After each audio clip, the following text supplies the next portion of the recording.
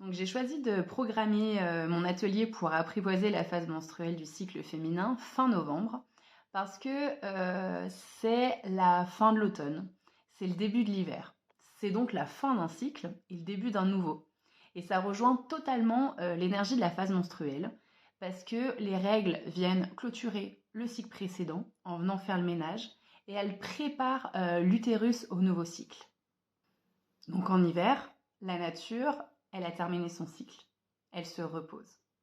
Mais au cœur de l'immobilité apparente, dans l'obscurité, dans les profondeurs de cet hiver, on se rend compte qu'il y a une ardente activité de régénération qui bat son plein. Les animaux, ils hibernent. Ils refont leur force pour pouvoir mettre bas au printemps. Et les températures, elles sont basses pour permettre à la nature de se reposer. Les arbres sont nus. Et les feuilles qui sont tombées pendant l'automne, elles viennent nourrir le sol en se décomposant en prévision du printemps. Donc, on peut dire que l'hiver est nécessaire pour permettre au printemps d'exister. Tout comme la phase menstruelle, elle est indispensable pour les autres phases du cycle féminin à venir. Donc le temps des règles, c'est le temps de notre hiver intérieur. La pause hivernale, c'est vraiment un temps de retrait qui est essentiel pour le corps.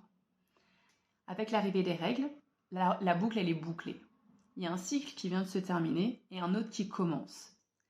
C'est un peu comme si on arrivait au bout d'une longue expiration. Parfois, on pleure. On peut avoir l'impression de ne plus avoir de force, que notre tête est vide.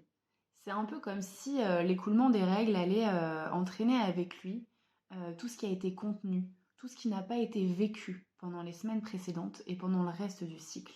Donc cet hiver intérieur, il nous invite à nous intérioriser, à nous reposer, à ne pas faire.